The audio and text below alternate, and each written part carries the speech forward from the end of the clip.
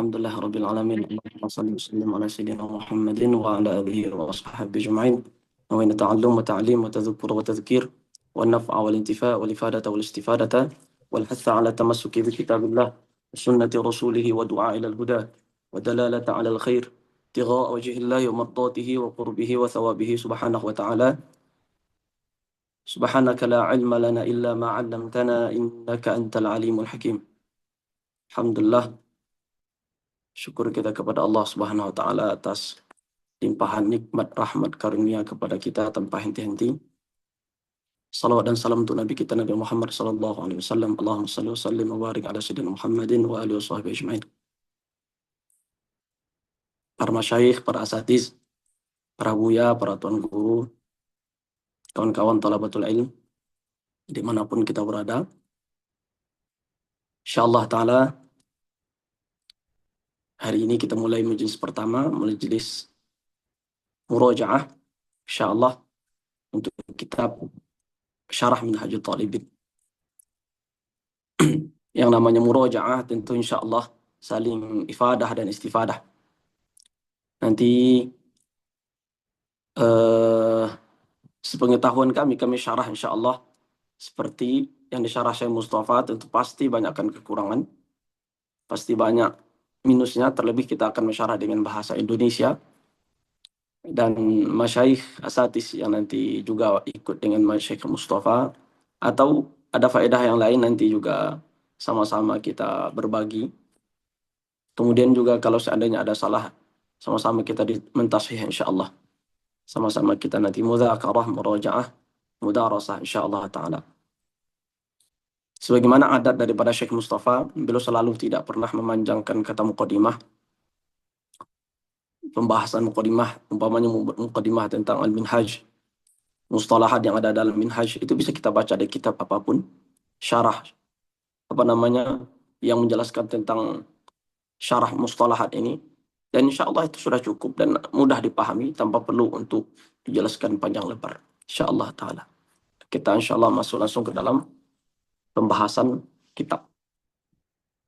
Faqala radhiyallahu ta'ala anhum radhiyallahu ta'ala, faqala al-Imam An-Nawawi radhiyallahu ta'ala anhu wa nafa'ana bihi wa ulumi masyayikhina fid dharain Allahumma amin. Kitabu at-taharah. Nah, di sini ada dua hal yang mesti kita ketahui. Pertama, ada kata kitabu, ada kata at-taharah. Kitabu adalah masdar yang mustaq dari masdar. Kataba yaktubu kathban, kemudian kitab. Jadi kitab ini mustaq daripada kut. Dia masdar mustaq daripada masdar. Kemudian maknanya adalah al-jam'u. Ya, al-jam'u. Mana al-jam'u? Nah, masdar ada kalanya dia diitlaqkan dan dimaknakan dengan makna masdar. Jadi diitlaqkan kata masdar dan maknanya masdar itu sendiri.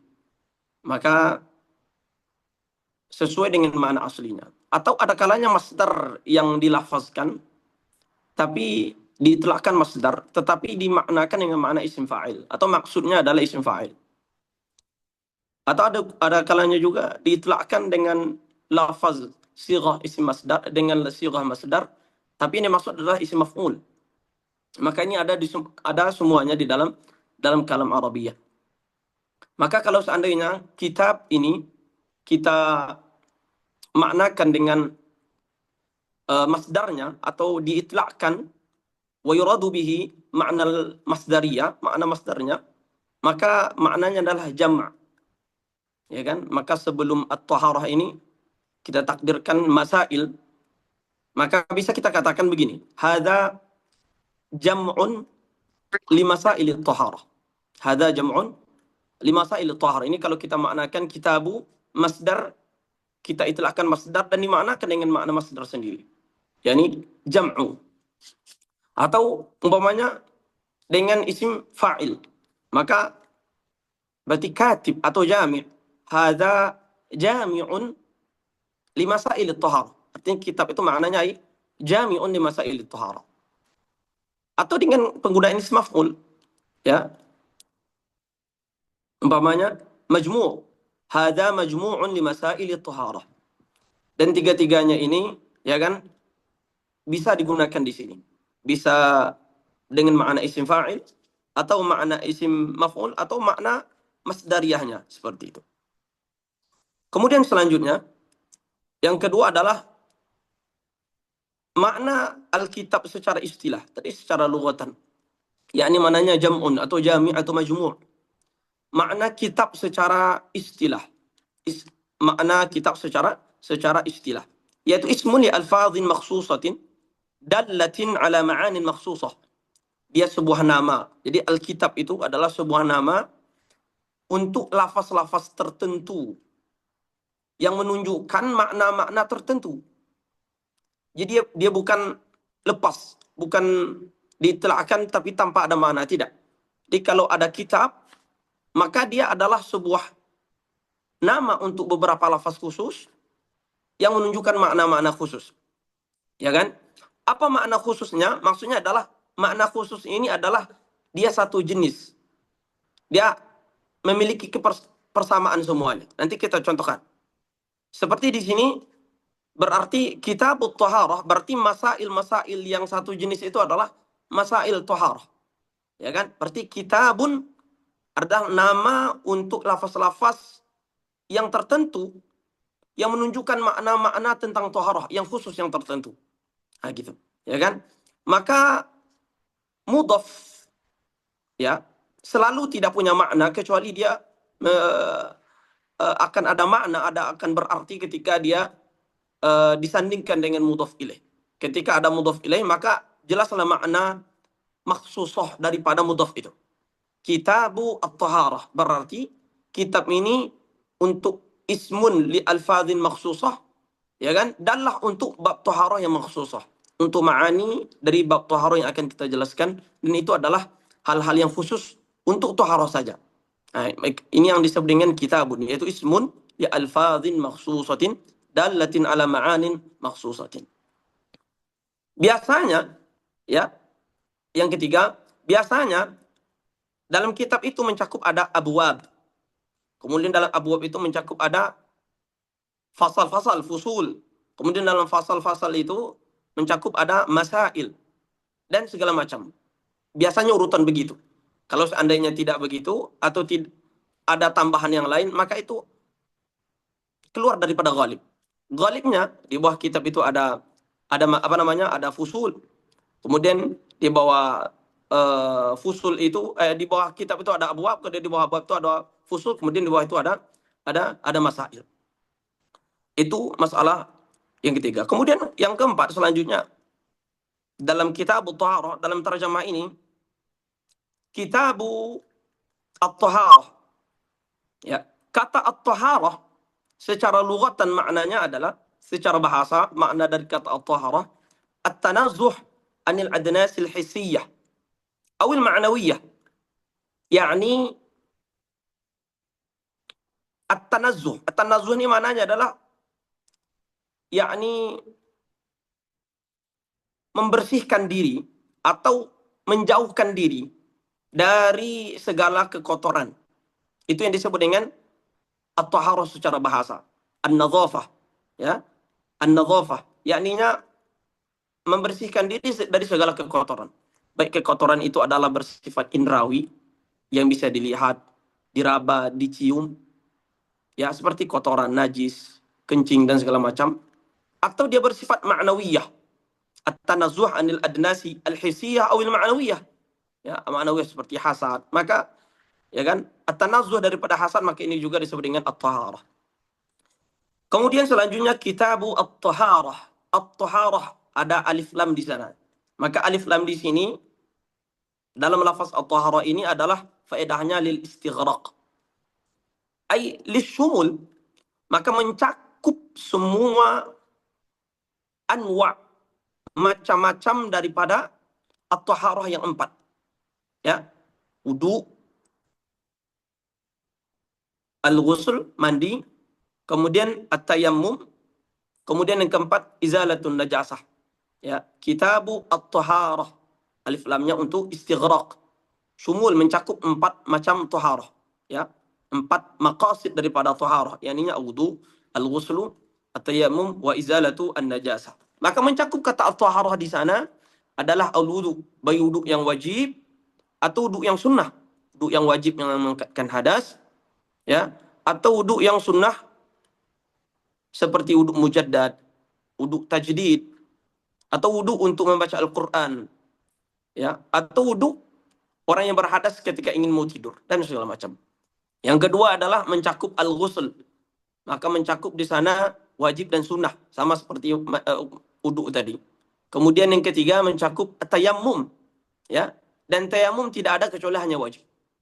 Kalau wudu dan mandi, al-wudu dan al-ghusl itu ada wajib dan ada sunnahnya. Kalau tayammum hanya ada wajibnya saja. Jadi tidak ada tayammum sunnah. Maka tayammum yang ada hanya wajibnya saja. Kemudian yang keempat adalah izalatun najasah. Ya, izalatu an-najasah, menghilangkan najis. Izalatun najasah ini baik dia itu bersifat izalah, itu menghilangkan dengan cara basuhan, atau dengan cara takhfif. Maka masuk juga dalam pembahasan ini.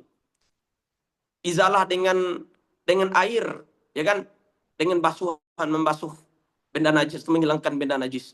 Atau takhfif, ya kan? Umpamanya dalam permasalahan ahjar, ya, ahjar untuk permasalahan istinja dengan menggunakan istijmar atau menggunakan batu, menggunakan hajar. Maka masuk dalam pembahasan ini. Juga masuk dalam pembahasan izalatun najasa ini adalah permasalahan menyamak, yaitu dibagh juludi al-maitati.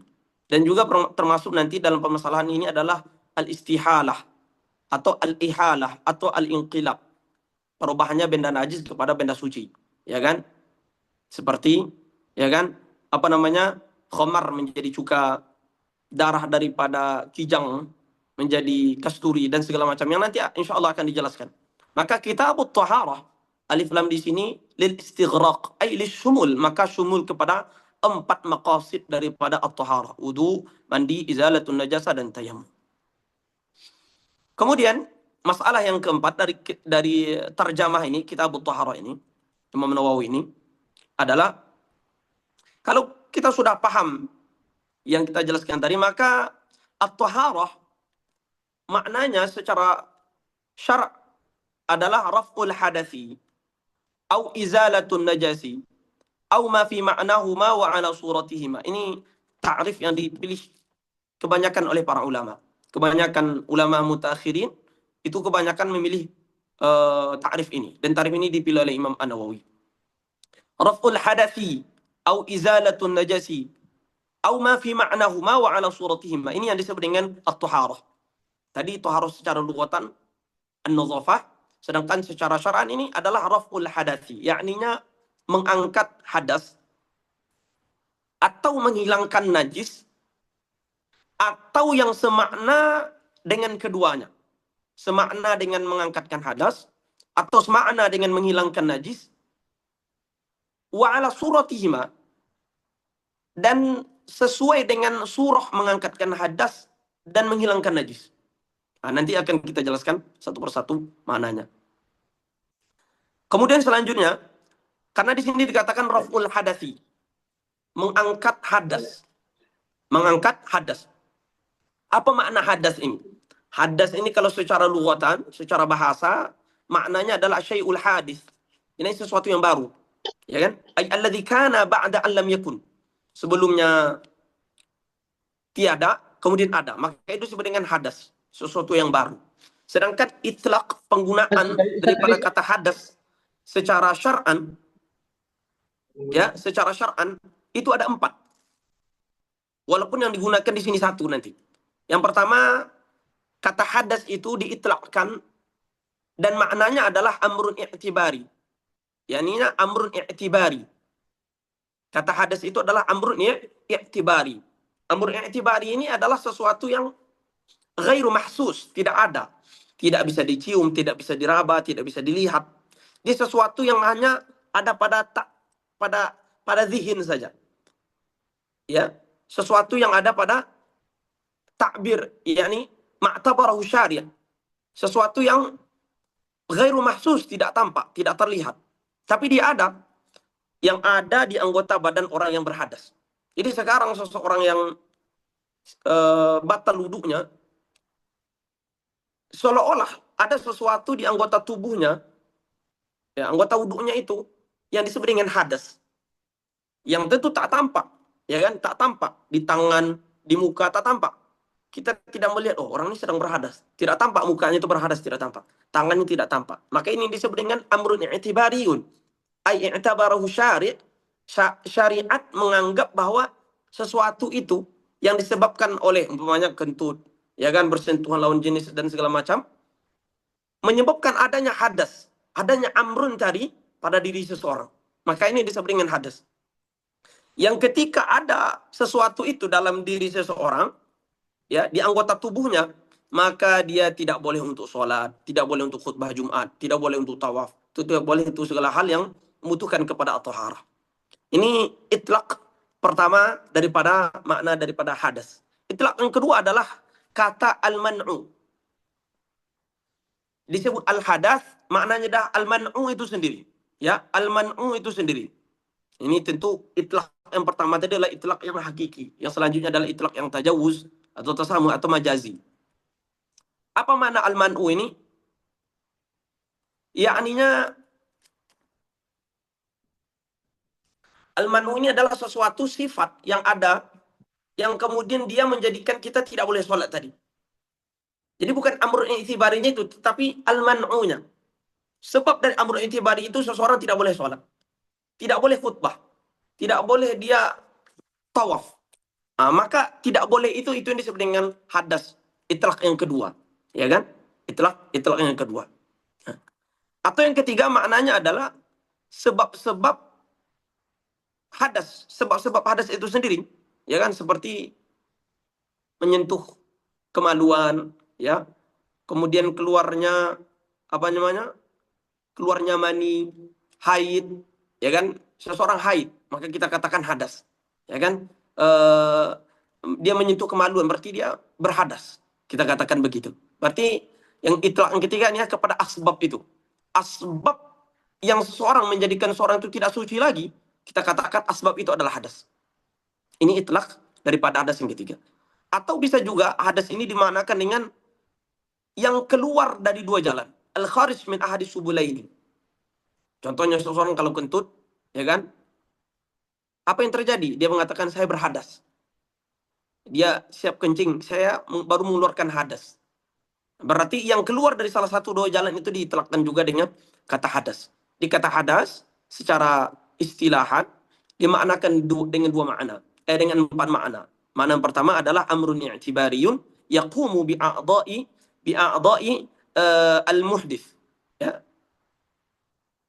yang dia itu ghairu mahsus. Yang kedua adalah al-man'u itu sendiri, yakninya karena ada amrun i'tibari dia tidak boleh sholat, dia tidak boleh tidak boleh menyentuh mushaf, tidak boleh khutbah Jumat, tidak boleh tawaf, ya kan? Maka itu disebut dengan hadas. Al-man'unya itu disebut dengan hadas. Atau yang ketiga adalah asbab yang kemudian dengan adanya sebab itu dia habis masa sucinya, ya kan? Atau yang keempat adalah yakninya yang keluar dari salah satu dua jalan. Kemudian selanjutnya hadas itu bisa kita bagi kepada dua hal, ya, dua pembagian. Jadi hadas bisa kita bagi kepada dua pembagian. Pertama, pembahagian dengan memandang kepada apa yang haram terhadap orang yang berhadas.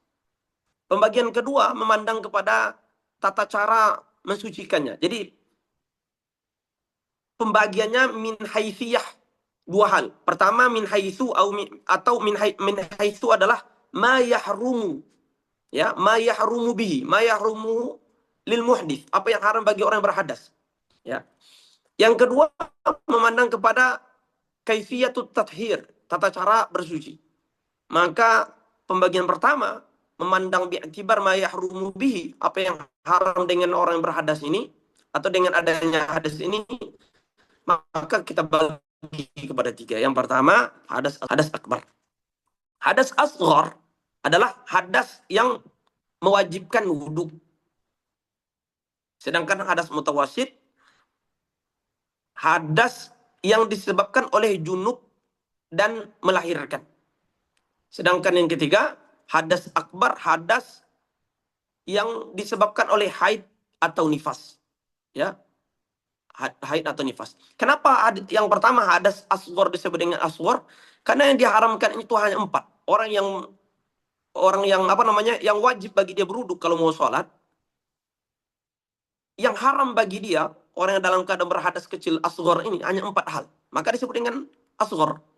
Yang pertama, haram bagi dia sholat, tawaf, menyentuh mushaf, membawa mushaf. Ya kan? Yang haram bagi dia hanya sedikit 4 saja. Maka disebut dengan hadas asghar. Atau mutawassit. Yang kedua, yakninya yang disebabkan oleh junub atau yang disebabkan oleh wiladah, melahirkan. Maka yang diharamkan bagi dia lebih banyak. Kalau tadi 4 tambah 2 lagi, dia menjadi 6, ya kan? Yakninya sholat, tawaf, menyentuh mushaf, membawa mushaf yang 4 tadi, sama dengan asghar tadi, ditambah lagi yakninya membaca Al-Qur'an dan berdiam diri di masjid. Sedangkan yang terakhir hadas akbar adalah yang disebabkan oleh haid atau nifas. Ya, disebabkan oleh haid atau nifas. 6 yang tadi tambah 3 lagi, berarti 9, ya kan? 6 tadi salat, tawaf, menyentuh mushaf, membawa mushaf, membaca Al-Qur'an, berdiam diri di masjid. Ini 6 tadi. Kemudian ditambah lagi yang ke-7 adalah lewat atau melalui masjid kalau khawatir akan jatuh apa namanya najis itu atau kotoran itu. Kemudian yang ke-8 haram bagi dia juga, bagi orang yang dalam keadaan haid atau nifas itu adalah ditalak. Haram, hukumnya ditalak. Kemudian ke-9 haram yakninya bersenang-senang, al-istimta' antara pusar dan lutut. Nah, ini disebut dengan hadas akbar karena yang haram bagi dia ada lebih banyak. Ini pembagian pertama, yaitu pembagian dari segi apa yang haram bagi orang yang berhadas atau apa yang haram disebabkan hadas ini.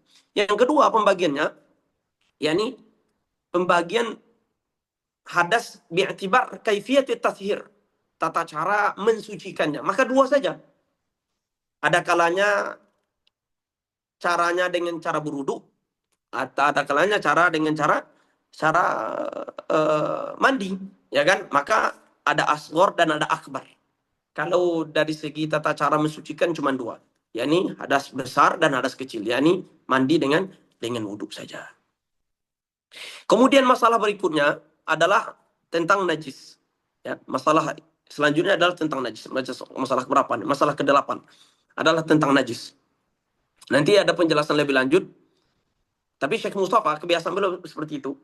Ketika beliau menjelaskan tentang sebuah kitab, beliau jelaskan semua terlebih dahulu secara umum, ya kan? Beliau jelaskan masalahnya secara umum semuanya, sehingga masuk ke dalam kitab, insyaallah fanahnu ala basiratin, paham betul kita insyaallah.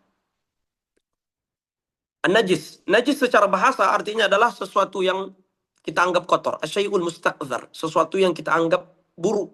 Sesuatu yang kita anggap jijik. Sedangkan secara syar'an maknanya adalah mustaqdzarun yamna'u min sihhatis salati au nahwiha. Sesuatu yang kotor. Yang ada, kalau kotor ini ada dalam sesuatu yang kotor, yang kemudian ketika dia ada, maka dia membuat sholat tidak sah. Kalau ada di pakaian, maka tidak sah untuk dibawa sholat. Kalau di tempat sujud, maka tak sah untuk dijadikan tempat sholat. Kalau ada di air, maka tak sah digunakan untuk air bersuci. Maka ini yang disebut dengan najis. Ya, kalau secara lughatan umum, semua semua yang kotor, ya, disebut dengan najis. Baik kotornya itu secara menurut manusia kotor, atau menurut syariat kotor, atau dua-duanya. Karena ada kalanya sesuatu itu kotor menurut syariat, ya. Menurut manusia itu dianggap tidak kotor. Atau kebalikannya, menurut manusia sesuatu itu adalah kotor, tapi menurut syariat tidak kotor. Ya kan? Masuk kotor ini kita merasa jijik. Contoh adalah sesuatu yang kita anggap jijik adalah air ludah. Itu kan jijik, maksudnya kalau kena pakaian tidak mungkin kita biarkan. Ingus kalau kena ke pakaian kita, tidak mungkin pakaian itu kita bawa kemana-mana. Kita akan bersihkan. Itu maknanya adalah sesuatu yang kotor, mustaqdzar. kita bersihkan, ya kan? Maaf, ada mani di pakaian kita. Tidak mungkin itu dibawa ke mana-mana, pasti dibersihkan. Menurut kita itu kotor, ya. Menurut syariat itu bukan kotor, semuanya suci. Air ludah itu suci, air ingus suci, air mani suci, ya kan? Jadi ada kalanya dia itu kotor menurut manusia, ya kan? Tapi tidak kotor, tidak dianggap kotor menurut syariat. Atau kebalikannya, menurut manusia itu tidak kotor, menurut syariat kotor. Seperti khamar, ya. Khamar menurut manusia, bahkan ada khamar yang harum, yang wangi, eh, yang mahal, luar biasa, ya kan? Tapi menurut syariat itu adalah najis, kan tidak khamar. Khamar najis. Nah, begitu. Sedangkan menurut syariat yang disebut dengan kotor atau najis itu adalah kotor kalau seandainya dia ada maka tak sah sholat kita. Ada di pakaian tak sah sholat kita. Kalau seandainya ada di tempat sujud tak sah untuk dijadikan tempat sholat kita. Mustaqdzarun yamna'u min sihati as-salati. Atau makna daripada najis itu adalah, ini makna yang pertama, definisi yang pertama, mustaqdzarun yamna'u min sihhati shalah wa nahwiha. Atau maknanya adalah al-ma'na alladhi yusafu bihi al-mahal al-mulaqi li'ain min al-a'yan an-najasah ma tawassuti rutubatin bainahuma. yakni makna yang disifati atau yang ada dia pada tempat yang ketika bersentuhan dengan benda najis dengan perantara basah, ya kan? Tangan kita bersentuhan dengan bulu anjing yang kemudian ada perantara basah. Padahal tidak ada bendanya di sana. Umpamanya sudah bersih, kita bersih, sudah kita lap, tidak ada lagi di sini, ya kan? Tidak ada, ainnya nggak ada lagi. Tapi ada makna, ada sifat di sini. Yang maknanya adalah tidak sah kita bawa sholat. Tidak sah kemudian kita menjadi khatib Jumat. Tidak sah kita bawa ketika kita akan tawaf. Ya kan? Mesti dibersihkan najis ini terlebih dahulu. Nah, seperti itu. Ini yang disebut dengan najis itu. yakni makna yang ada ketika bersentuhan benda dengan benda najis, ya kan? Dengan adanya perantara basah. Seperti itu. Kemudian masalah yang ke-9 adalah masalah tentang pembagian najis. Ya, pembagian najis. Maka pembagian najis kita lihat dari segi tata cara mensucikannya, ya kan? Ada najis ringan, najis mukhaffaf, ada najis mughallaz, kemudian ada najis mutawassithah, ya kan? Maka ada 3. Pertama, najis mukhaffafah. Yakninya najis nanti sebetulnya akan dijelaskan lebih panjang dan lebih rinci insyaallah. Maka kita singgung sedikit. Najis mukhaffafah, yakninya kesimpulannya pertama, dia adalah kencing daripada bayi, anak laki-laki, kemudian usianya belum mencapai 2 tahun qamariyah, kemudian belum memakan selain susu untuk tujuan taghadzi. Nah, gitu. Maka kalau terpenuhi 4 syarat ini, maka ini disebut dengan najis mukhaffafah. Ya kan? Selain itu tidak termasuk. Baul, maka ghaid tidak termasuk. Zakarin, maka kalau unsa tidak termasuk. Kemudian lam yablughil amaini, kalau seandainya usia anak itu sudah lebih daripada 2 tahun, maka tidak termasuk najis mukhaffafah. Kemudian belum memakan selain susu, kalau seandainya anak itu sudah mengkonsumsi selain susu, maka tidak dianggap sebagai najis mukhaffafah, keluar dari najis mukhaffafah. Tata caranya adalah dengan cara dipercikkan sebagaimana yang akan dijelaskan nanti. Yang kedua, najis mughallaz atau najis mughallazah. Yakninya najis bersentuhan benda dengan anjing atau babi atau salah satu keduanya atau anak dari salah satu keduanya dengan perantara basah. Yakni dengan disucikan dengan cara 7 kali disiram dengan air, salah satunya air yang dicampur dengan tanah. Yang ketiga, najis mutawassithah. Yakni selain daripada najis mughallazah dan selain daripada najis mukhaffafah tadi. Kemudian yang ke-10, ya. Ketika kita katakan raf'ul hadath au izalatun najas au ma fi ma'nahuma wa ala suratihima. Raf'ul hadath, mengangkatkan hadas. Maka mengangkatkan hadas ini dari maqasid thaharah yang kita sebutkan tadi, wudu, mandi, izalatun najasah dengan tayamum, itu cuma 2 yang masuk. Yakninya wudu dengan mandi. Maka wudhu dengan mandi, al-wudhu dan al-ghusl adalah termasuk kepada rafi'un lil hadas. Termasuk yang mengangkatkan hadas. Adapun kata daripada ma fi ma'nahuma, sebagaimana kita jelaskan tadi, raf'ul hadas. Yang disebut dengan toharoh itu adalah mengangkatkan hadas. Ya, ini wudhu dan mandi basuhan yang pertama. Wudhu basuhan pertama, mandi basuhan pertama, maka itu disebutkan raf'ul hadas. Au ma fi ma'nahuma, atau yang semakna dengan mengangkatkan hadas dan semakna dengan menghilangkan najis, ya. Apa contohnya? Tayamum. Tayamum itu tidak mengangkatkan hadas, ya. Tayamum tidak mengangkatkan hadas. Buktinya kalau sekarang kita tidak ada air, kemudian kita bertayamum, setelah itu ternyata datang kawan kita membawa air, maka tayamum tadi batal otomatis. Ini buktinya bahwa tayamum tadi yang kita gunakan tadi itu tidak mengangkatkan hadas. Dia hanya memperbolehkan sholat. Jadi dia memiliki makna yang sama dengan wudhu. Memiliki makna yang sama dengan air yang mengangkatkan hadas tadi. Apa makna daripada tayamum dengan air tadi? Ya, ininya maknanya istibah. Memperbolehkan seorang sholat. Memperbolehkan seseorang itu menjadi khatib. Memperbolehkan seorang itu untuk tawaf. Memperbolehkan untuk menyentuh Al-Quran. Maka maknanya sama, tapi dia bukan mengangkatkan hadas. Jadi tayamum itu bukan mengangkatkan hadas, tapi dia memiliki makna sama dengan mengangkatkan hadas. Yakninya sama-sama memperbolehkan sholat, sama-sama memperbolehkan untuk melaksanakan sesuatu yang mesti seseorang itu adalah bersuci. Kemudian ya, selanjutnya contohnya adalah istinja. Ya, istinja dengan menggunakan eh, hajar, ya. Istinja dengan menggunakan hajar. Beliau katakan raf'ul hadas, mengangkatkan hadas, au izalatu najasin, atau menghilangkan najis, au ma fi ma'nahuma wa ala suratihima. Contohnya semakna dengan menghilangkan najis adalah istinja dengan hajar. Kita istinja dengan menggunakan batu, menggunakan tisu dan lain-lain, itu tidak menghilangkan najis. Karena menghilangkan najis, ya, dan mengangkatkan hadas itu hanya dengan air, ya kan? Dan itu harga mati, tidak boleh selain daripada itu.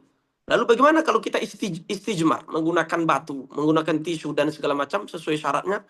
Maka itu hanya takhfif saja. Dia tidak dia tidak mengangkatkan hadas, dia tidak menghilangkan apa namanya najis, tapi serupa semakna dengan menghilangkan najis. Sekarang kita bersihkan dengan tisu umpamanya, ya kan? Hadas kita. Bentuknya atau maknanya sama dengan menghilangkan najis.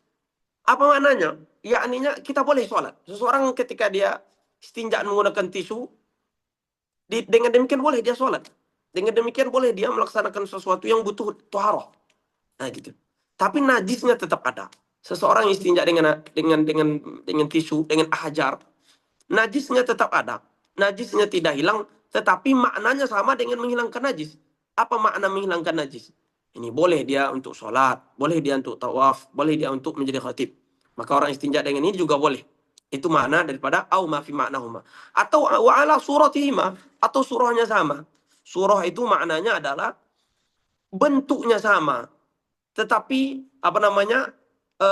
Maknanya berbeda. Contoh, basuhan kedua, basuhan ketiga daripada mandi wajib kita, atau daripada basuhan wudhu kita. Sekarang basuhan pertama wudhu kita adalah basuhan rafi'ul lil hadas. Ketika kita membasuh muka pertama, itu yang mengangkatkan hadas. Maka basuhan kedua, basuhan ketiga itu bukan rafi'ul lil hadas lagi. Ya kan? Dia hanya sunnah saja. Tapi surahnya bentuknya persis dengan kita mengangkatkan hadas. Ya kan? Dia sama-sama yang dibasuh itu antara tempat tumbuh rambut sampai dagu, antara tempat dua telinga, sama-sama. Sama-sama itu yang dibasuh. Surahnya persis sekali dengan rafi'ul hadas, tapi dia bukan rafi'ul hadas, begitu.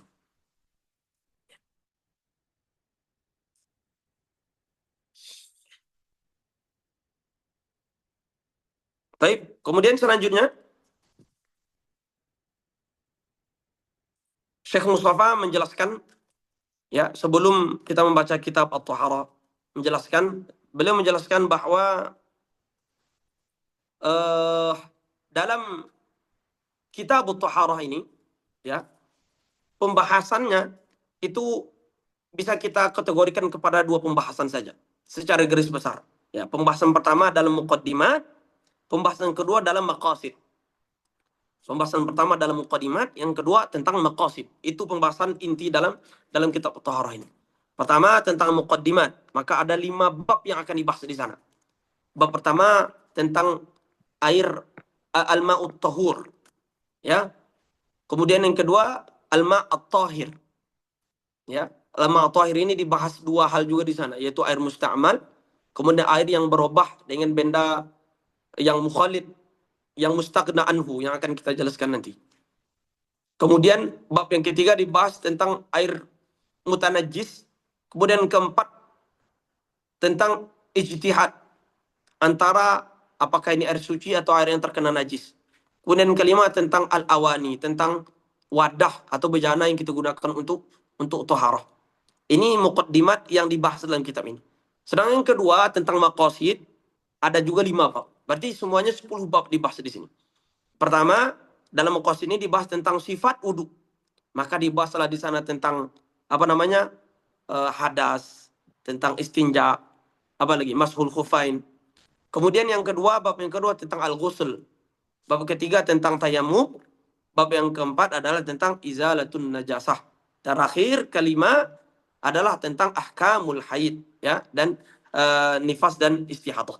Ini semua pembahasan dalam kitab At-Taharah ini. Kemudian setelah itu baru masuk tentang kitab As-Shalah. Kenapa musannif Al-Imam An-Nawawi rahimahullah ta'ala menyebutkan tartib sesuai dengan yang kita sebutkan tadi. Al-maut tahur, kemudian ma'at tahir, kemudian musta'mal, kemudian tentang air mutaghayyir, kemudian tentang air mutanajjis, kemudian tentang ijtihad, kemudian tentang awani, kemudian boleh sebutkan tentang ahdas, boleh sebutkan setelah itu tentang istinja, kemudian masul khufain, boleh sebutkan al-ghusl, kemudian boleh sebutkan izalatun najasah, kemudian boleh sebutkan tentang tayamum, terakhir tentang haid, nifas, istihadah. Kenapa Imam Nawawi membuat tartib ini, ya kan? Dan tartib para ulama dalam kitab-kitabnya tidak ada yang abas. Tidak ada yang kemudian tidak punya makna. Mereka meletakkan satu kitab setelah kitab berikutnya atau setelah kitab sebelumnya, dan sebuah pasal sebelum pasal atau sesudah pasal berikutnya itu memiliki makna yang luar biasa, ya kan? Dia memiliki munasabah, memiliki keterikatan, ya kan? Kenapa bab ini yang terletak terlebih dahulu? Maka dijelaskan oleh Syekh Mustafa, wajah tertib masail kitab ini sesuai dengan yang kita sebutkan tadi, 10 yang kita sebutkan tadi adalah karena taharah memiliki wasail dan memiliki maqasid. Wasail yang kita sebut dengan muqaddimah tadi. Yang kedua adalah maqasid. Wasailnya apa? Wasailnya adalah al-ma', kemudian at-turab, kemudian ad-dabigh, kemudian al-inqilab atau al-ihalah, al-ijtihad, al-awani, ya kan, bejana-bejana atau wadah-wadah. Kemudian maqasidnya baru wudu, al-ghuslu, at-tayammum, izalatun najasah. Coba perhatikan. Al-wasail, ya kan, yang kemudian untuk mengetahui atau untuk tahu kita rukun-rukun wudu nanti, untuk tahu kita rukun-rukun mandi, tata cara tayamum, menghilangkan najis, yang itu adalah maqasid daripada taharah itu sendiri. Maka untuk mengetahui semua itu mesti kita tahu wasail yang terlebih dahulu. Kita mesti tahu itu air yang suci yang mana, kita harus tahu itu air yang najis yang seperti apa, kemudian air yang tahir bagaimana, yang tahur bagaimana, ya kan? Kita harus tahu kalau seandainya air itu tercampur dengan najis, bagaimana kita berijtihad, kemudian wadah yang digunakan dan segala macam, ya kan? Artinya kita lebih dahulu harus mengetahui wasailnya, ya kan? Maka beliau katakan, maka wasail itu muqaddam, didahulukan terhadap maqasid. Jadi mengetahui terhadap wasail mesti didahului daripada maqasid. Karena wasilah itu sama seperti syarat, ya. Maka syarat lebih dulu daripada masyrut. Syarat lebih dulu daripada masyrut. Karena syarat dengan masyrut itu lebih dahulu, ya, secara tabiatnya, secara tabi'i, secara zatnya. Kita dengan bapak kita, mana lebih dahulu? Dulu bapak kita. Satu dengan dua, dulu satu. Bagaimanapun, dimanapun kita meletakkan posisi satu, di angka 100, di angka manapun, dia tetap terletak di angka pertama. Dia tetap muqaddam daripada dua. Begitu, ya kan? Betapapun lebih dahulunya kita, maka bapak kita lebih dahulu daripada kita. Maka syarat muqaddam alal masyrud, ya kan? Secara tabiat, maka secara wata', secara penulisan juga lebih munasabahnya didahulukan untuk penyebutannya. Maka disebutkan pembahasan air, tanah, dabih, inqilab, ijtihad, awani. Setelah kita tahu alat-alat untuk berwudu, untuk mandi, itu baru setelah itu dibahas tentang wudu, mandi, ya kan? Izalatun najasah, kemudian tayamum, ya kan? Maka selesai pembahasan, ya kan? Kemudian, dan kenapa beliau bahas, ya, kenapa beliau bahas air terlebih dahulu, ya kan? Kenapa tidak tanah? Kenapa permasalahan at-tahur lebih dahulu tentang permasalahan air? Kenapa masalah tayamum setelah itu? Karena air ini adalah aslun daripada taharah ini. Untuk masalah taharah, maka airlah asal untuk digunakan, ya kan? Untuk digunakan bersuci itu, ya kan? Wa anzalna minas sama'i ma'an tahura, sebagaimana di dalam Al-Qur'an. Sedangkan tanah ini atau turab ini adalah far'un. Maka musannif lebih dahulu menjelaskan asal, kemudian setelah itu baru menjelaskan al-fara'. Kemudian setelah itu kita katakan tanah, ya, yang disebutkan dalam bab taharah itu tidak lebih daripada dua hal. Tidak terlepas dari dua hal. Yang pertama, ada kalanya tanah itu hanya sebagai syartiyah saja, sebagai pelengkap syarat saja. Dia bukan inti tapi menjadi sebuah syarat. Yang kedua, menjadi sebuah niabah, sebagai sebuah ganti saja. Syarat contohnya dalam membersihkan najis mughalladhah. Maka air intinya 7 kali mesti ada air. Nah, disyaratkan dicampurkan air salah satu sirapan itu yang ketujuh itu dengan tanah. Berarti dia menjadi syartiyah di sini. Atau menjadi niabah, ya kan? Ketika tidak ada air untuk berwudu, maka tanah, debu yang menjadi niabah, menjadi ganti sebagai ganti untuk berwudu. Nah, begitu. Berarti dia hanya sebagai syarti atau hanya sebagai niabah. Maka karena dia far', maka diakhirkan oleh musannif, maka lebih dahulukan membahas permasalahan tentang air. Ya. Kemudian beliau disebutkan oleh Syekhuna Mustafa bahwa air ada kalanya dia itu ma'lumul hukum atau dia itu ghairu ma'lumul hukum. Ma'lumul hukum itu maknanya lah jelas, air ini air tahur, ini air tahir, ini air najis, jelas, itulah ma'lumul hukum. Atau tidak ma'lumul hukum, ya. Dari kejauhan kita melihat ada dua wadah air, ember air, yang ternyata dijilat salah satunya oleh anjing. Dan kita tak tahu yang mana, posisi kanan atau posisi kiri. Pas sampai di sana kita lihat ternyata, apa namanya, air tersebut memiliki wadah yang sama. Ya kan? Dan air warnanya sama, semuanya sama. Maka kita berijtihad untuk mengetahui apakah ini air yang mana yang suci, mana yang tidak suci. Maka ini pembagian kedua. Ada kalanya tidak maklumul hukum. Maka dibahas oleh musannif nanti setelah pembahasan maklumul hukum adalah masalah al-ijtihad. Masalah ijtihad yang belum bahas. Bagaimana kalau seandainya air bercampur dengan mawar, air yang bercampur dengan kencing, air bercampur dengan najis dan segala macam. Belum bahas nanti dalam pembahasan yang kedua. Maka pembahasan pertama dibahaslah ma'at tahur. Bab yang kedua dibahaslah ma'at tahir. Yang ketiga dibahaslah al-mutanajjis. Yang terakhir dibahaslah tentang ijtihad tadi. Air al-mushtabah tadi. Air yang kemudian ragu kita mana yang air yang suci, mana air yang terkena najis, dan segala macam. Dan yang terakhir, bab yang kelima dibahas tentang al-awani. Tentang wadah-wadah yang digunakan tempat untuk air tadi. Nah, seperti itu.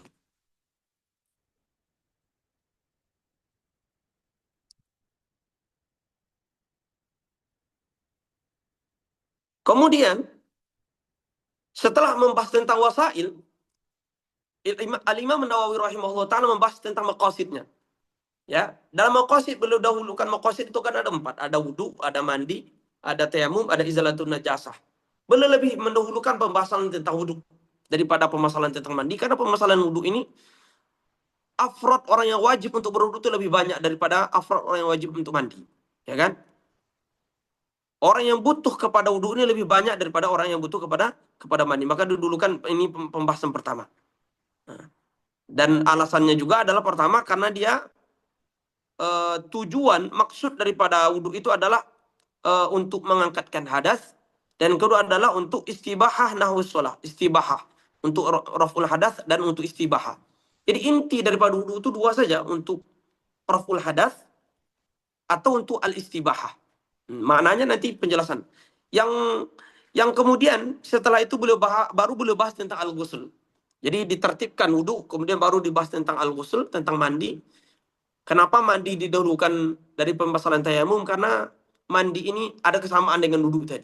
Dia sama-sama apa namanya, taharah ma'iyah. Taharah yang menggunakan air, ya kan? Dia sama-sama raful hadas, ya, dan sama-sama apa namanya, al-istibahah.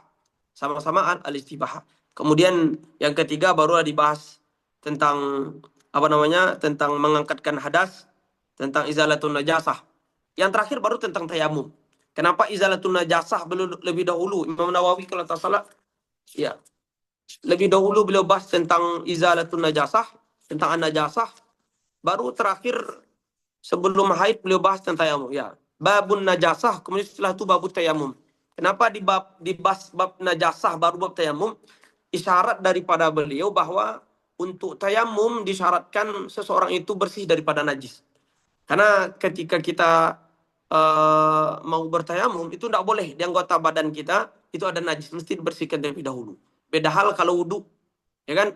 Berwudhu boleh di anggota tubuh kita ada najis, ya kan? Kita umpamanya ada najis di tangan atau di kaki kita, ya kan? Atau di betis kita. Kemudian kita berwudhu, sah wudhu kita. Tapi kalau mau sholat baru dibersihkan najis tersebut. Nah, tapi kalau untuk tayamum maka mesti izalatun najasah, dihilangkan najis terlebih dahulu, kemudian baru dia melakukan tayamum, ya kan? Karena tayamum ini nanti dikatakan adalah salah satu bersuci yang lemah, dia lemah. Maka kesimpulannya, ya, terakhir ditutup dengan pembahasan tentang ahkamul haid dan nifas. Walaupun sebetulnya pembahasan hukum haid dan nifas ini masuk ke dalam pembahasan tentang mandi, dia tabi' ke dalam pembahasan al-ghusl.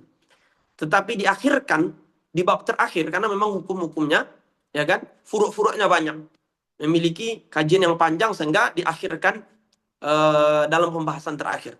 Walaupun intinya adalah pembahasannya sebetulnya mengikut kepada, dalam segi taharahnya dia mengikut kepada mandi, kepada al-ghusl tentunya kan.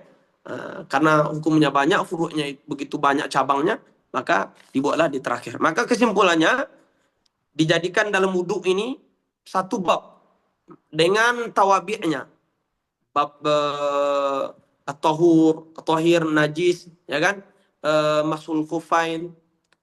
Jadi dibuatlah ini bab yang pertama. Kemudian bab yang kedua dibuatlah al-ghusl. Dan bab yang ketiga dibuatlah bab bab apa namanya, bab izalatun najasah. Yang terakhir yang keempat adalah tayamum. Yang terakhir adalah tentang haid. Maka dengan demikian selesai semua tertib masail yang ada dalam kitab Thaharah, dalam kitab Al-Minhaj Imam Nawawi. Yakni pertama bab tentang wudu dengan tawabi'nya, kemudian mandi, kemudian izalatun najasah, tayamum, kemudian terakhir adalah tentang akmul haid. Sebelum kita membahas tentang ya, sedikit lagi ya. Sebelum kita membahas tentang apa namanya, at-taharah, masuk ke dalam pembahasan pertama yaitu air tahur sebagaimana yang disebutkan oleh Imam Nawawi dalam awal kitab beliau. Maka Syekhuna Mustafa menjelaskan apa namanya, tentang pembahagian air. Jadi pembahagian air ini bisa dilihat daripada dua hal. Pertama, memandang daripada wujudnya yang ada di dunia. Jadi pembagian air melihat daripada wujudnya yang ada di dunia. Maka tidak lepas daripada 7 hal. ya kan? Yakni yang disebutkan di dalam kitab Mata Nabi Suja. Ma'us sama, ma'ul bahri, ma'ul nahri, ma'ul aini, ma'ul salji, ma'ul baradi, ma'ul aini. Tidak terlepas dari tujuh hal ini, ya kan? Pertama, yakninya yang ada di atas dunia yang nanti kita sifatkan dengan tiga sifat ini. Ada kalanya dia tohur, ada kalanya dia tohir, ada kalanya dia mutanajis. Ini kajian berbeda. Maka untuk membahas itu, maka kita bahas dulu pada pembagian air ada dua. Pembagian pertama melihat daripada segi wujudnya di dunia. Pembagian kedua melihat daripada pembagian syariat. Bi'tibari taqsimihi syar'an. Pertama, bi'tibari wujud. Maka ada tujuh. Pertama, us-sama. Yakninya air langit. Yakni air turun daripada air hujan. Yang kedua, ma'ul bahri. Yakninya air laut, air asin. Ya kan? Air asin. Dan tidak makruh berwudu dengan air asin, tidak makruh berwudu dengan air laut. Nah, gitu. Dan ini hampir semua para sahabat berpendapat demikian, kecuali Sayyidina Abdullah ibn Umar. Pendapat qaul Sayyidina Abdullah Umar, beliau memakruhkan berwudu dengan air yang malih, air yang asin. Yang ketiga, ma'ul bi'ri. Air apa bahasa kita ma'ul bi'ri? Sungai. Al-bi'r. Al-bi'r Sumur. sumur, aywa. Air sumur. Jadi sumur di sini mutlak. Al-bi'r, maka alif lam di sini mencakup semua sumur. Sumur apapun, termasuk sumur yang ada di Makkah. Yakninya sumur Zamzam, Bi'ru Zamzam. Semuanya termasuk di sini. Maka boleh dan tidak ada kemakruhan berwudu dengan air Zamzam. Ya kan? Berwudu dengan Zamzam boleh dan tidak ada kemakruhannya, ya kan? Adapun mandi dengan menggunakan air Zamzam, ya kan? Mandi dengan menggunakan air Zamzam juga dibolehkan oleh para ulama. Wudu tadi ijma' para ulama membolehkannya. Kalau mandi juga dibolehkan oleh para ulama. Ya kan? Tapi menurut Abdullah ibnu Abbas itu belum memakruhkan. Mandi dengan menggunakan, yakni mandi wajib dan mandi yang lain dengan menggunakan air Zamzam. Ini juga kalau tidak salah ini qaul Hanabilah. Hanabilah juga memakruhkan mandi dengan menggunakan air Zamzam. Adapun kalau digunakan air Zamzam untuk izalatun najasah, menghilangkan najis, ya kan? Pakaian badan kita kena najis, kemudian kita gunakan air Zamzam untuk menghilangkan najis ini. Maka di sini ada tiga ihtimal. Dalam mazhab Syafi'i ada tiga ihtimal. Ada yang mengatakan haram, ya kan? Karena ini air mulia, air Zamzam air mulia, digunakan untuk menghilangkan najis. Ada yang mengatakan haram, ada yang mengatakan makruh, ada yang mengatakan khilaful aula. Dan kata Syekh Mustafa ini yang utama. Yakninya hukum menghilangkan najis dengan menggunakan air Zamzam, kita kena darah, kemudian menggunakan air Zamzam untuk menyiramnya. Maka ini adalah khilaful aula. Ya, menurut mazhab kata beliau adalah khilaful aula. Ini khilafan yang ada beda dengan yang dinaskan oleh Imam Khatib Asy-Syarbini dalam kitab beliau Al-Iqna. Apa dalilnya? Ya kan? Dalilnya adalah Asma binti Abu Bakar ketika anaknya Abdullah bin Zubair. Abdullah bin Zubair ini kan wafat dalam keadaan tragis, ya kan? Sejarahnya tragis, dibunuh oleh Hajjaj bin Yusuf ketika di masa Abdul Malik bin Marwan, masa Umayyah. Ini kan Abdullah bin Zubair. Abdullah bin Zubair ini kan cucu daripada Abu Bakar, anak daripada Asma. Dia termasuk yang memberontak, tidak ikut kepada Umayyah, Bani Umayyah. Sehingga dia melantik atau menjadikan dirinya sebagai khalifah. Mentauliah dirinya menjadi khalifah yang ada di Makkah, bahkan di Yaman, bahkan di Mesir. Nah, gitu. Kemudian setelah beberapa tahun dia menjabat, akhirnya oleh pemerintah yang ada di Damaskus, dia akhirnya menjadi orang yang pemberontak. Sehingga akhirnya terjadilah perperangan, ya kan, panjang, sehingga akhirnya terbunuh. Bahkan dalam beberapa riwayat dia akhirnya kemudian disalib, diletakkan, bukan disalib, ya, setelah dibunuh kemudian dia gantung seperti itu, diletakkan di atas sehingga disaksikan oleh orang-orang. Akhirnya diturunkan dengan permintaan ibunya Asma binti Abu Bakar, meminta kepada Al-Hajjaj, ya kan. Akhirnya dia dalam keadaan berlumuran darah dan dimandikan oleh Asma ketika itu dengan menggunakan air Zamzam. Karena perperangan itu terjadi persis di dekat Ka'bah. Ini salah satu perperangan yang tragis dalam Islam sebetulnya. Yakni perperangan orang Muslim dengan orang Muslim, yang korbannya orang Muslim sendiri, bahkan digantung dan segala macam, dan terjadi di dekat Ka'bah. Subhanallah, ya kan? Sehingga dibersihkan oleh Asma binti Abu Bakar itu dengan menggunakan air zam-zam, darah-darah daripada Abdullah bin Zubair ini. Dan itu disaksikan oleh banyak para sahabat. Berarti menjadi ijma' sukuti. Tidak ada yang mengingkari perbuatan Asma memandikan atau izalatun najasah, menghilangkan najis yang ada pada anaknya tadi dengan menggunakan air zam-zam. Nah, ya kan? Maka dengan demikian hukumnya boleh, tapi lebih cenderung kepada khilaful aula. Ini hukum daripada semua sumur. Kemudian dikecualikan daripada kebolehan bersuci dengan sumur adalah beberapa sumur. Di antaranya adalah sumur kaum Samud. Sumur kaum Samud di Madain Saleh, di Al-Ula. Itu salah satu tempat yang sekarang sudah dijadikan destinasi wisata di Arab Saudi, Saudi Arabia. Di nama provinsinya Provinsi Al-Ula sekarang namanya. Tepatnya di Al-Hijr, ya kan? Maka di sana daerah itu Madain Saleh, yakni daerah yang pernah kaum Samud diazab oleh Allah Subhanahu wa taala dahulu. Maka Rasulullah SAW sebetulnya melarang umat muslim masuk di sana dulu. Kata Rasulullah, la tadkhuluha.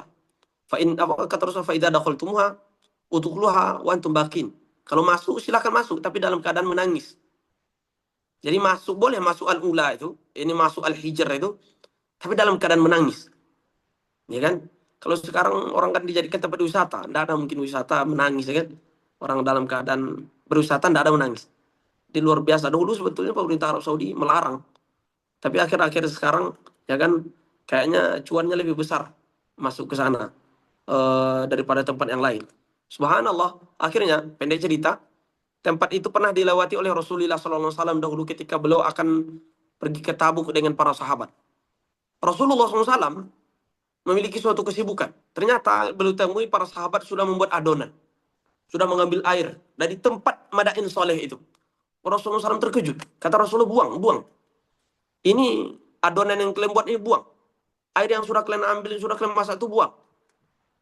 Coba bayangkan, Rasulullah itu orang yang paling tidak suka orang mubazir untuk menghilangkan idaatul mal, menyanyiakan harta itu. Rasulullah SAW itu paling anti. Tapi di sini beliau suruh buang air, beliau suruh buang adonan yang sudah dibuat dengan air yang diambil dari Madain Saleh. Ini tanda atau bukti bahwa Rasulullah itu melarang menggunakan air Madain Saleh. Ya, maka haram hukumnya. Nah, ini khilaf ya para ulama. Imam Nawawi di dalam kitab At-Tahqiq beliau, kitab terakhir beliau Imam Nawawi dalam kitab Tahqiq dan kitab Al-Majmu', beliau mengatakan haram hukumnya karena ada larangan yang sahih dari Rasulullah SAW untuk menggunakan air ini, dan bahkan wajib membuang adonan yang dibuat tadi. Seandainya Rasulullah SAW itu tidak mewajibkan untuk membuang itu, maka sungguh Rasulullah SAW sudah memakan makanan yang dibuat dengan adonan air yang diambil daripada Madain Saleh itu. Ya kan? Ini pendapat Imam Nawawi. Tapi Al-Imam Ar-Ramli, Ibnu Hajar dan yang lain, mereka memakruhkan. Ya kan? Boleh, tapi makruh hukumnya, ya kan? Dan disamakan dengan air atau sumur Samud ini adalah semua sumur yang penduduknya itu dimurkai oleh Allah Subhanahu wa taala. Jadi ada penduduk-penduduk yang kemudian pernah dimurkai oleh Allah taala dahulu di sana atau sekarang. Maka menggunakan sumur-sumur mereka itu juga termasuk ke dalam hukum sumur kaum Samud ini. Yani menurut Imam Nawawi haram, menurut Imam Ibnu Hajar, Imam Ramli adalah jatuh kepada makruh. Seperti itu, ya kan? Dikecualikan sumur yang dahulu Nabi Saleh minum onta beliau daripadanya. Ya kan? Sumur Naqah, itu bi'r Naqah. Nabi Saleh. Wallah, apakah sekarang masih ada bekasnya atau tidak, dan apakah masih ada air? Kami kira tidak ada airnya lagi di sana. Kemudian yang keempat adalah ma'ul aini, yaitu air ain, air mata air, ya, air mata air. Baik mata air ini daripada tanah, mata air ini daripada bukit, atau daripada manusia, seperti air yang keluar daripada jari jemarinya Nabi Muhammad SAW. Maka itu suci dan mensucikan. Kemudian selanjutnya adalah yang kelima air sungai, ya, air sungai yaitu air tawar. Yang keenam dan yang ketujuh adalah ma'us salji wa ma'ul barad, air salju dan air barad, ya. Barad ini bukan air embun. terjemahan yang sering tersebar di Indonesia, al-barad adalah air embun, bukan. Ya, al-barad ini adalah batu es atau air yang menggupal atau hujan yang kemudian hujan es atau ya air yang dia dari langit itu dalam keadaan eh apa namanya membeku yang kuat bekunya. Itu disebut dengan ma'ul barad. Jadi bukan air embun ya, bukan air embun. Nah, nah kesimpulan dengan air salju atau air barad ini, ya kan? Kesimpulannya adalah kalau seandainya digunakan untuk basuhan, untuk al-ghusl, maka boleh dengan syarat dia sudah zauban, dia sudah mencair. Jadi kalau kita terjemahkan berwudu dengan menggunakan cairan atau dengan apa namanya eh dengan apa zauban ini bahasa Indonesianya meleleh ya apa namanya eh salju yang Mencair, kemudian Ustaz. sudah ah Mencair. oh mencair ya. Jadi salju dan barot yang sudah mencair. Jadi menggunakan salju dan barot yang sudah mencair. Nah, gitu. Jadi salju dan barot itu sendiri tidak boleh digunakan untuk ghusl. Karena salah satu syarat ghusl itu adalah mesti dia itu ada air yang taqatur, ada air yang kemudian menetes. Sedangkan kalau salju, apalagi kalau saking dinginnya, jangankan di salju, kita buka kulkas saja. Itu saking dinginnya, nggak ada air. Yang ada itu embunnya malah, ngebulnya yang ada. Nggak ada airnya itu. Ya kan? Nggak bisa itu dijadikan basuhan. Kecuali kemudian setelah itu dicairkan terlebih dahulu baru boleh. Ya kan? Atau kecuali badan suhu tubuh kita mungkin eh, panas, sehingga ketika diletakkan di muka, panasnya di atas 50 derajat mungkin pas di muka langsung meleleh. Langsung meleleh. Maka itu boleh. Berarti lelehan itu yang boleh, bukan air saljunya. Adapun kalau tidak meleleh maka tidak bisa digunakan, ya kan? Kecuali kalau ada sedikit usapan sehingga bisa digunakan untuk mashul khufi atau untuk mashul ra'si maka bisa. Adapun untuk al-ghusl, untuk basuhan maka tidak bisa, ya. Maka tidak bisa. Maka kesimpulannya adalah tidak ada air di dunia ini keluar daripada tujuh ini. Maksudnya adalah air yang kita gunakan untuk pembagian tohur, tohir, dan mutanajis ini tidak akan keluar daripada tujuh ini. Air langit, ya kan? Ma'us sama, ma'ul bahri, ma'ul nahri, ma'ul aini, ma'ul salji, ma'ul barodi, ma'ul aini, tidak mungkin keluar daripada tujuh ini. Apapun itu tidak akan keluar. Kalau ada yang bertanya, bagaimana kalau seandainya air uapan? Air uapan. Sekarang kita masak, ya kan, di teko atau masak di apa namanya ya di teko, kemudian di atas daripada tempat pemasakan kita itu kan ada air uapan, nah gitu, itu bagaimana hukumnya? Itu juga tidak keluar daripada tujuh ini, ya kan, karena masing-masing air itu tergantung. Kalau seandainya sekarang yang kita rebus adalah ternyata air tohur, air suci, maka uapan air itu air suci. Kalau ternyata air najis atau air mutanajis, maka uapan itu air mutanajis juga. Kalau ternyata itu air tohir, maka uapan itu tohir juga. Dan hukumnya tergantung kepada masing-masing daripada air itu sendiri. Ini iktibar pertama, yaitu iktibar wujudnya di dunia, maka ada tujuh. Iktibar yang kedua, dan ini terakhir pembahasan kita insya Allah, yakninya iktibar apa namanya iktibar pembagian secara syariat. Maka ada tiga, yakninya ada tohur, ada tohir, ada mutanajis. Tohur, suci mensucikan, ya kan? Sedangkan tohir, ya, sedangkan tohir dia suci dan tidak mensucikan. Sedangkan mutanajis air yang terkena najis. Dan insya Allah pertemuan berikutnya kita bahas. Sampai di situ insya Allah Ta'ala kita buka sesi mudzakarah bersama asatiz. Fatafadhal.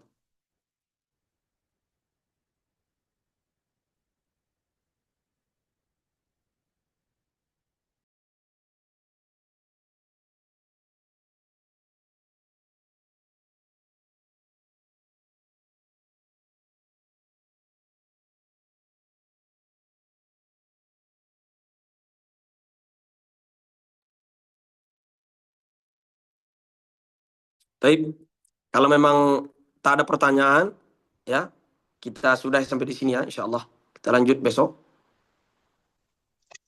Insya Allah Ta'ala, kita lanjut besok hari untuk tentang kita masuk ke dalam pembahasan kitab lagi insya Allah. Kitab At-Taharah.